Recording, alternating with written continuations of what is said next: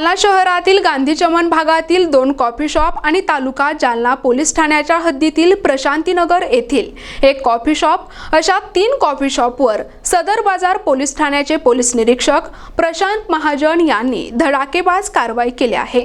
दिनांक 3 जानेवारी रोजी पोलीस निरीक्षक प्रशांत महाजन यांनी 3 कॉफी शॉपवर धाड टाकून लाखोंची कमाई करण्यात येत असल्याच्या गोरखधंद्याचा पर्दाफाश केला आहे। यावेळी प्रत्येक प्रेमी युगुलाकडून एका तासासाठी 500 ते 1000 रुपये कमाई हे कॅफे मालक करत होते। यावेळी जुन्या जालन्यातील अत्यंत वर्दळीच्या गांधी चौकात एका इमारतीच्या 3ऱ्या मजल्यावर गजेंद्र सुनील सुपेकर याचे हिडन कॅफे आणि कॉफी शॉप आहे। या शॉपवर धाड मारली असता त्या ठिकाणी 2 प्रेमी युगुल आढळून आले। त्यानंतर गांधी चौकापासूनच जवळच असलेल्या टाउन हॉल जवळ तिरुपती प्लाझा या ठिकाणी सुरू असलेल्या बडीज कॉफी कॅफे शॉपवर पोलीस निरीक्षक महाजन यांनी धाड टाकली। हे कॉफी शॉप मेघराज दत्तात्रय चव्हाण याच्या मालकीचे असून त्या ठिकाणी देखील 2 प्रेमी युगुल आढळून आले। या कारवाईनंतर पोलीस निरीक्षक महाजन यांनी तालुका जालना पोलीस ठाण्याच्या हद्दीतील नागपूर महामार्गावरील दत्त आश्रमासमोर प्रशांतीनगर येथील द रोलेक्स कॅफेवर धाड टाकून कारवाई केली। या कॅफेवर देखील 3 प्रेमी युगुल आढळून आले। या कॅफेचा मालक अमोल दुर्गादास जाधव हा असून या 3ही कारवाईत आढळून आलेले प्रेमी युगुल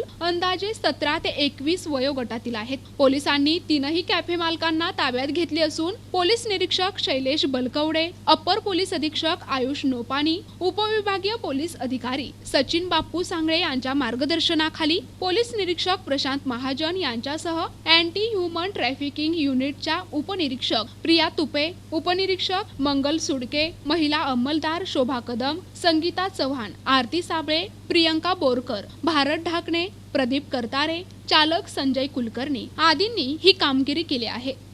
प्रतिनिधी नाझीम मनियार, NTV न्यूज मराठी, जालना।